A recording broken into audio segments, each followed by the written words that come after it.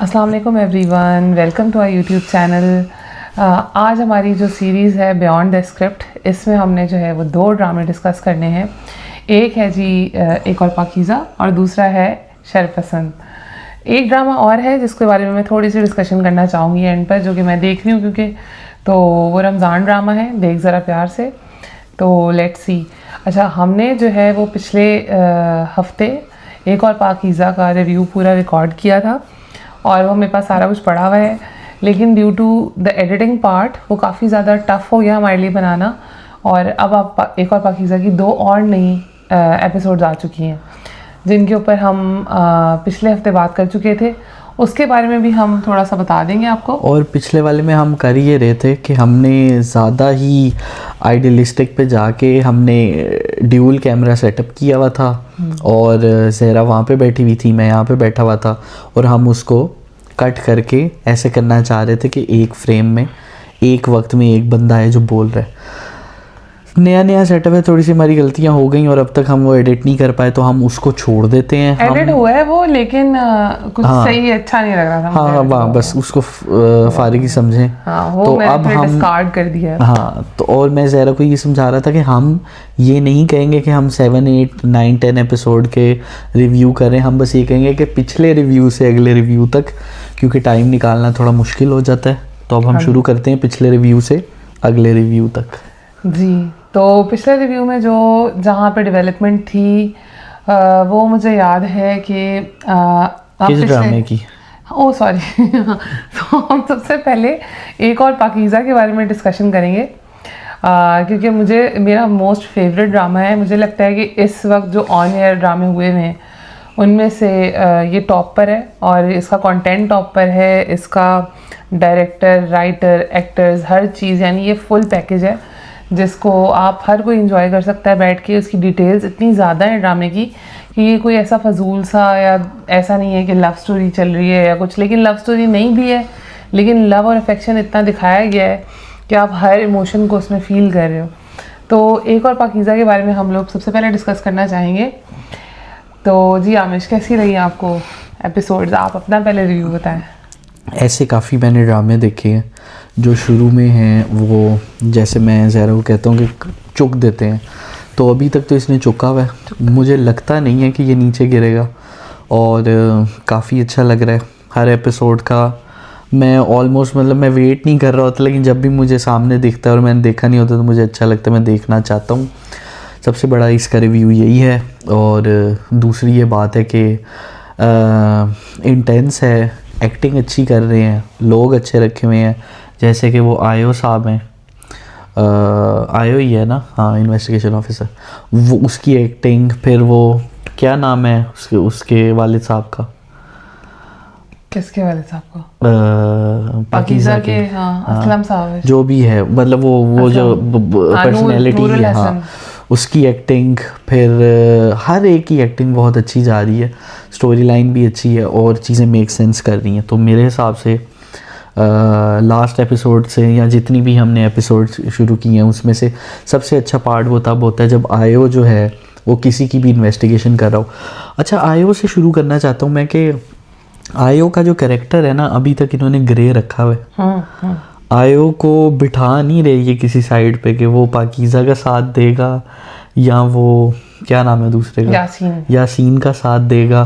तो वो मुझे अच्छा लग रहा है। जब आयो यासीन को ग्रिल कर रहा होता है तो मुझे अच्छा लगता है कि ये सही इसको ग्रिल कर रहा है। हाँ। लेकिन जब वो पाकीज़ा से रिलेटेड उसके वालिद को, जैसे उसने बोला कि खींच के रखा होता ना वालिद साहब आपने, तो फिर ये काम ना होता, तब थोड़ा सा वो अच्छा नहीं लगता। लेकिन उसकी एक्टिंग कमाल जा रही है, क्योंकि जब वो नहीं अच्छा लगना चाहिए तो वो नहीं ही अच्छा लग रहा होता।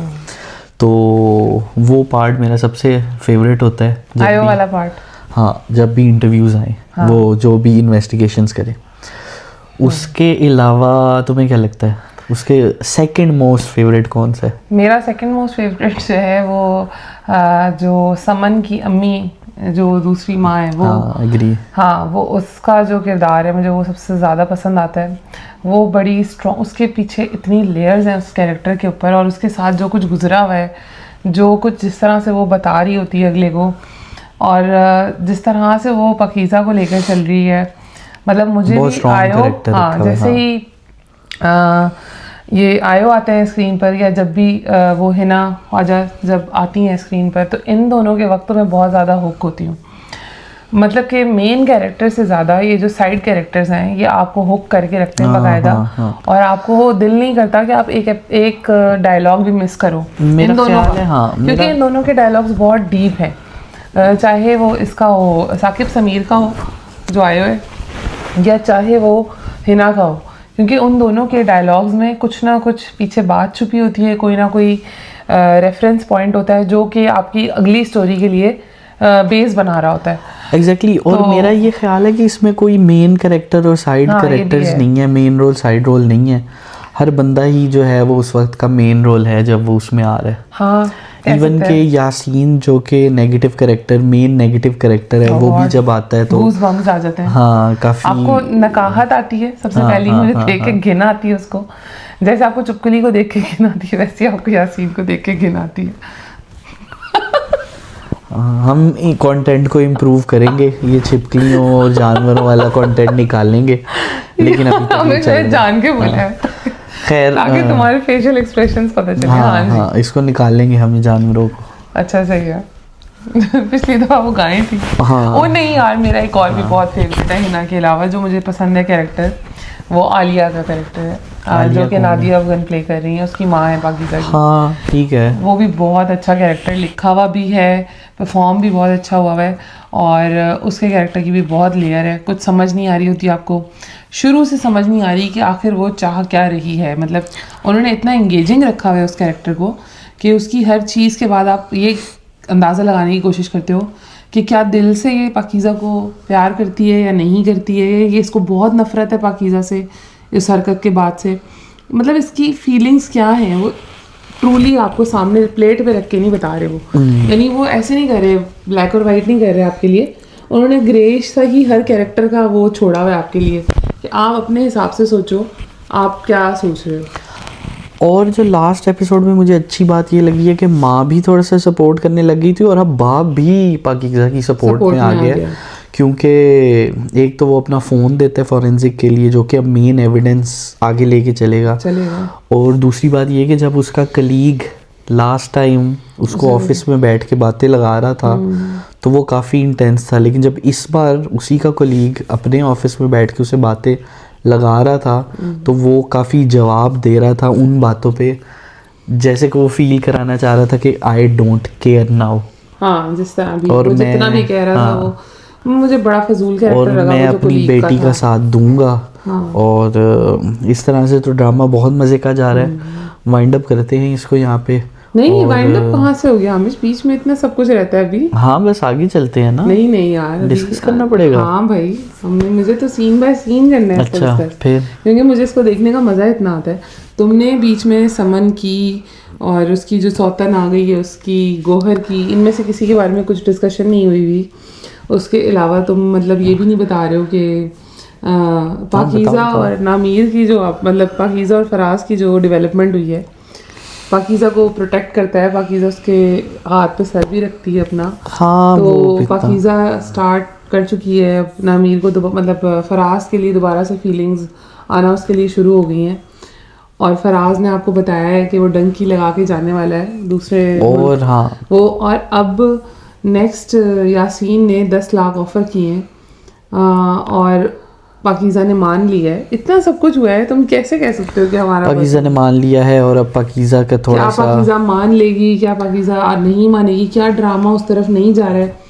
क्योंकि मैं पहले भी देख रही थी जो OSTs थे और जो टीजर्स हैं उसमें कहीं पे भी ना आपको केस में नहीं दिखा रहे, वो किसी भी जगह आपको केस लड़ते हुए नहीं दिखाया है इन्होंने ना। मतलब कोर्ट में जैसे पेशी होती है या जैसे कहीं पे यासीन खड़ा हुआ हो या कुछ हो रहा हो, मतलब अब तक कि आपको दिखाया नहीं है वो। तो मुझे पता नहीं क्यों डर लग रहा है कि कहीं पाकीज़ा केस वापस ही ना ले ले आमिश। तुम्हें क्या लगता है? लेना तो नहीं चाहिए, और इस ड्रामे का मकसद अगर केस वापस ले ले तो फिर ये वही होगा कि जैसे बाकी ड्रामे भी जो शुरू बड़ा फिट सा खींच के नीचे गिर जाते हैं शरपसंद की तरह, जो फिर हम उन्हें देखना छोड़ देते हैं। तो मेरा नहीं ख्याल ये इतना बड़ा ब्लंडर मारेंगे। और बाकी जो समन वाला ट्रैक है वो जो लॉयर का और उनके बैरिस्टर साहब का और जो दूसरी बीवी आ गई है उसमें भी काफ़ी आगे चली है कहानी। अब समन जो है उसको सपोर्ट करने के लिए अपनी माँ के पास ले गई है और लेट्स सी कि वो आगे कहाँ जाती है। उसने बैरिस्टर ने उसको तलाक दी भी है, वैसे तो उसने दी है। तुम्हें कैसा लगता है? तुम्हें क्या लग रहा है कि वो सच कह रहा है, झूठ? मेरा ख्याल है ये इतना इम्पोर्टेंट नहीं है, लेकिन तुमने एक चीज़ का जिक्र नहीं किया कि वो कहती है मेरी या मैरी। उसने एक उमेर का जिक्र किया है उसके, वो तो उन्होंने बताया है ना। हाँ, तो वो उन्होंने भी बताया नहीं, मैरी जो है वो गोहर के बड़े भाई को बता रहे हैं जिससे उसकी शादी होती है और फिर वो मर जाता है और फिर इससे उसका छोटा भाई होता है तो उसका बाप ज़बरदस्ती उसकी शादी करा देता है। ये है स्टोरी। अच्छा, नहीं तुमने मिस की है। ओके। तो बैक स्टोरी ये है कि वो जो मैरी है वो गोहर का बड़ा भाई होता है और वो मर जाता है जो भी वो फसल के वक्त। तो उसका जो बाप होता है वो इससे शादी करा देता है और जो गोहर है वो उसी रात यानी अगली रात या तो शादी की रात या उसी अगली रात यहाँ आ जाता है सिटी में, गाँव छोड़ के। और फिर उसके बाद जो है ना वो यहीं पर ही है और उसने तलाक भेज दी थी उसके अकॉर्डिंग। कुछ जगहों में मैं रिव्यू पढ़ी थी जो कि मुझे भी काफ़ी डिटेल और अच्छा लग रहा था। वो ये था कि आप बैरिस्टर को, ये जो गोहर का कैरेक्टर है उसको आपने दिखाया कि वो बहुत ज़्यादा क्रिमिनल केसेस लड़ता है और बहुत वेल सेटल्ड है और औरतों के हकूक़ में भी उसके अपने मतलब उसका अपना पॉइंट ऑफ व्यू है, सारी चीज़ें। लेकिन वो एक लड़की को छोड़कर आया कहीं पर और उसको उसने तलाक भी भेज दी। उसने नहीं मेक श्योर किया, उसकी भाभी थी ना वो एंड पे, उसके भाई की वाइफ थी, और वो आ गया और उसको नहीं पता कि पीछे क्या हुआ है। अब वो जो बता रही है स्टोरी कि उसके बाप ने सारा पैसा वैसा खा लिया है और कुछ नहीं है इनके पास। उसको तो नहीं पता था ना कि पीछे क्या हो रहा है। नहीं, लेकिन उसे पता करना चाहिए था ना जब आपने किसी। I don't think so. Her strong character शायद अपने पास को कहीं पीछे छोड़ के ही कहीं ना कहीं आगे बढ़ता है। तो आई गेस हर स्ट्रॉन्ग कैरेक्टर में इतनी वीकनेसेस होती हैं जो कि बड़ा एंड पे जाके उसकी वीकनेस निकल के आ रही है जो उसे एक्सप्लॉइट करी। वरना is a very decent man, strong. तो मुझे नहीं लगता कि इतनी बारीकी में जाके हमें उसको ऐसा निकालना चाहिए कि अगर वो इतना अच्छा वकील है, स्ट्रॉन्ग है, तो ये क्या आ गया। नहीं तो ये क्या आ गया, ये है क्वेश्चन। मतलब ये क्यों आ गया और उसने इतना सेलेक्टिव क्यों है वो राइट्स के ऊपर। यानी उस बंदी का भी कोई राइट था ना उसके ऊपर, तो आपने बोला नहीं, उसको आपने पता भी नहीं किया। और यहाँ पर अब आप वुमेन राइट्स की भी बात कर रहे हो, पाकीज़ा के केस को भी आगे लेके जाना चाहते हो खुद भी।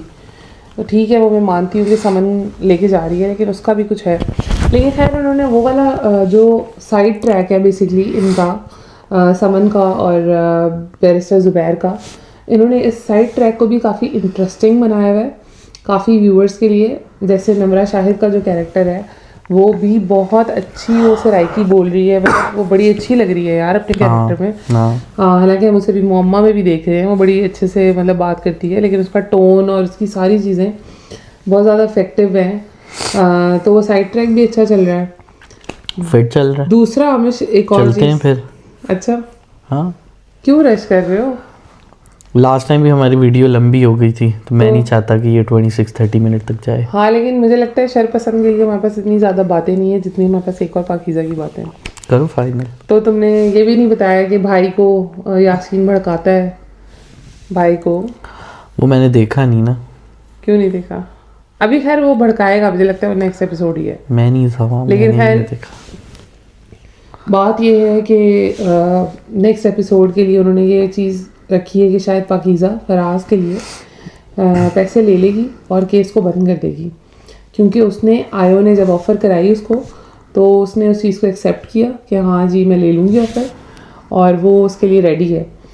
लेकिन मुझे लगता है ये शायद आपका माइंड डाइवर्ट करने के लिए और एक दो किस्तों को आगे बढ़ाने के लिए इन्होंने एक शुडली छोड़ी है ऑब्वियसली।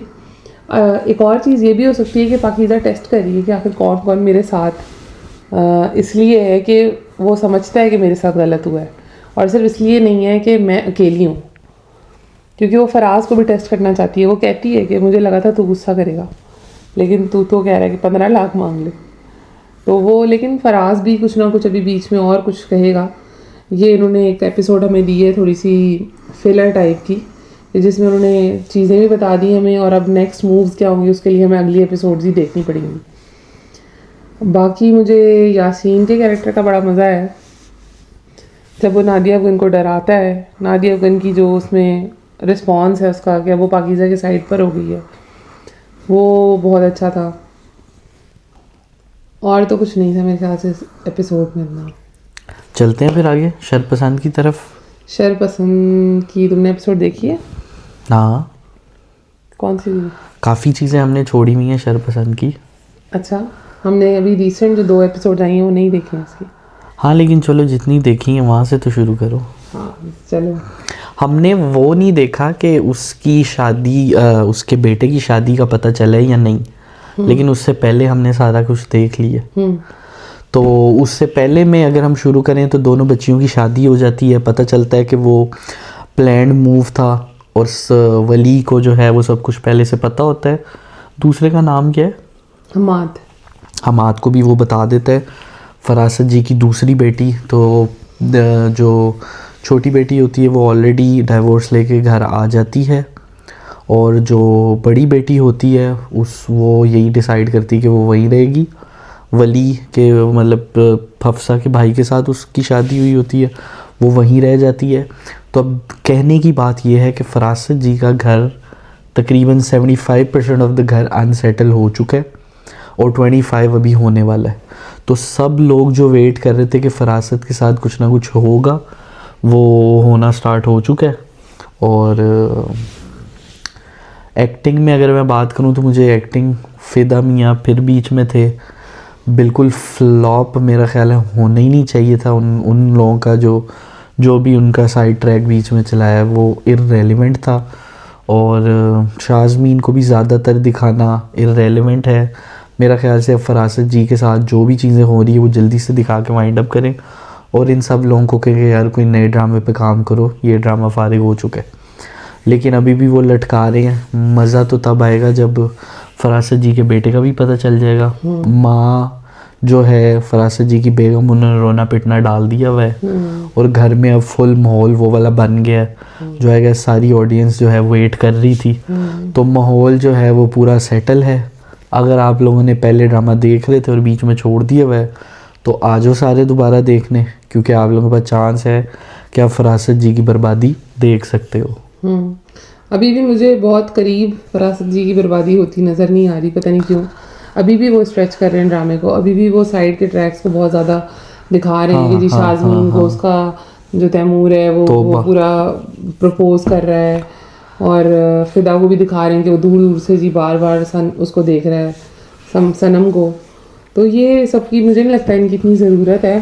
बस अब वाइंड अप की तरफ आए, हमें नहीं इतने कोने कोने में कि वो आइसक्रीम खाने जा रहे हैं तो आप वो भी हमें दिखाओ, और वो गजरे ले रहा है बेटा जो है वो अपनी जो फरासत के बेटे ने शादी की हुई है, मतलब वो तो गजरे ले रहा था तो उनको दिखाना था सनम लोगों ने देखा ना, सनम लोगों ने देखा तो बस ठीक है। लेकिन वो भी हाँ, किसी और तरह पता करवा लो, बस करा लो, जो भी है बता के खत्म करो कहानी। आप फिदा को इधर बैठे बेड से बैठ के कसम से दरवाजे तक जा रहा है, फिर दरवाजे से वो चाय बनाने जा रहा है, और फिर वो बाहर की जरूरत नहीं है हमें, और फिर वो बाहर खड़ा है, और फिर वो उसकी गाड़ी आती है, वो बैठते हैं, और वो हाँ, और वो हर रोज वो ये नहीं देखता कि शाज़मीन पीछे बैठ रही है। बस हो गई यार। तो वो काफ़ी बोरिंग ट्रैक चल रहा है उनका भी।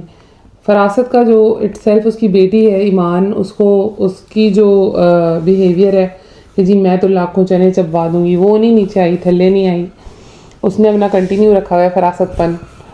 जो बेटी है ईमान, जो दूसरी है मनाहिल, उसको जो वली है, हाँ वली जो है, उसको भी वीडियो वगैरह दिखा देता है हफ्सा की, तो वो काफ़ी मतलब अपनी बहन की हरकत की वजह से शर्मिंदा चल रही है अभी। हो सकता है कि उसके साथ बेहतर ही होगा, मुझे यही उम्मीद है कि उसको तलाक नहीं हुई, इसका यही मतलब है कि उसको उन्होंने रिडीम करना है अभी, यानी वो सही हो जाएगा वली उसके साथ, क्योंकि उसने उसका साथ दिया होगा इस सारी चीज़ में।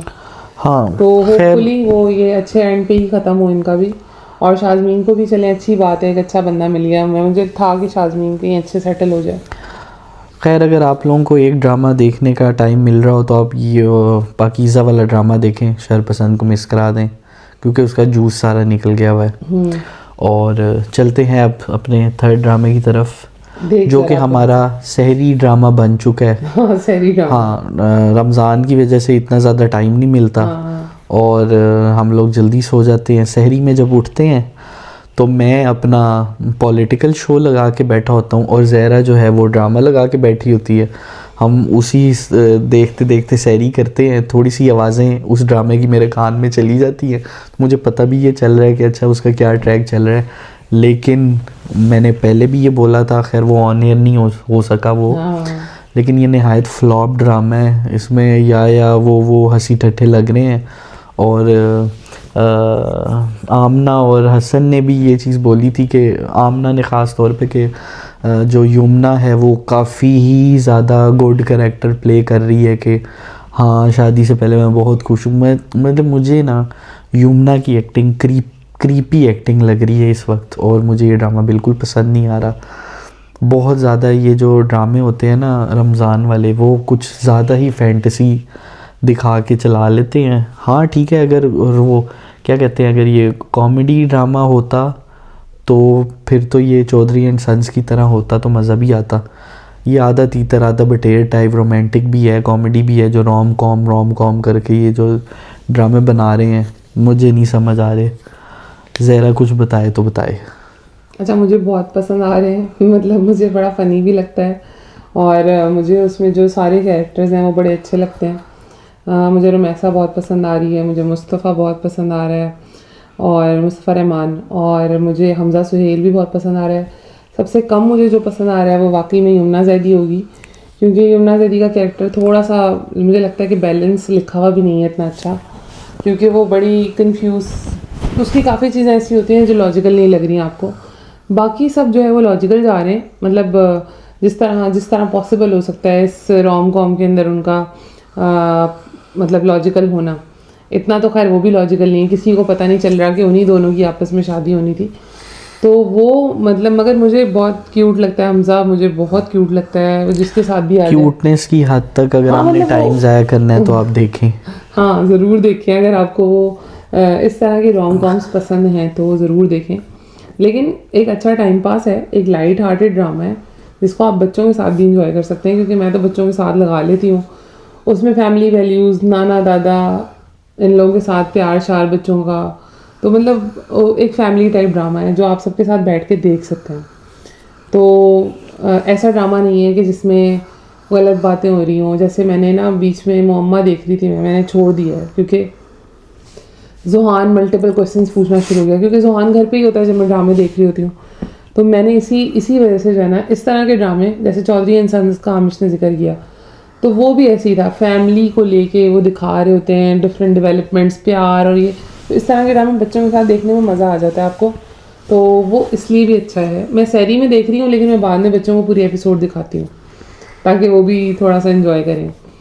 और बाकी जो है रमज़ान में जो सबसे अच्छी चीज़ मैं डिस्कस करना चाहती हूँ कि मुझे लगता है कि जो रमज़ान में वर्थ वॉचिंग चीज़ है ना, वो है जी तो पाकिस्तान। जी हाँ, जी तो पाकिस्तान। आई लव इट यार, बहुत मजे का। लेकिन अब हम जी तो पाकिस्तान का किसी और दिन करेंगे, और हम नहीं कर रहे हम, लेकिन मैं वैसे बता रही हूँ कि सबसे अच्छा जो है ना वो जी तो पाकिस्तान है। तो जी थैंक यू सो मच हमारा रिव्यू देखने के लिए। होपफुली आपको पसंद आया होगा। आमिश को बहुत जल्दी लगी हुई थी ये रिव्यू कंप्लीट करने की, मैं थोड़ा सा ज़्यादा डिटेल में करना चाहती हूँ। कब से मैं बैठा हुआ हूँ ये कैमरे का ये एंगल बना के कि हम लोग ये शुरू करेंगे, मैं जाके सोऊंगा। मैं बच्चों को सुला के आई हूँ। अब अलग अलग हमारी प्रायोरिटीज हैं कुछ, लेकिन कर नहीं सकते क्योंकि मैंने बच्चों को सुला के फिर इधर आना था। अब हम वाइंड अप कर रहे हैं और ये इंशाल्लाह ताला लग जाएगा। और क्योंकि अब इसमें कोई कटिंग शटिंग करनी नहीं है ज़हरा ने, तो ये लग जाएगा। आप लोग इसे देखें, पसंद आए तो हम और करते रहेंगे। और thank you so much. Thank you. Love and peace from us to you वाला वो जो भी ज़हरा कहती है। Okay bye bye bye.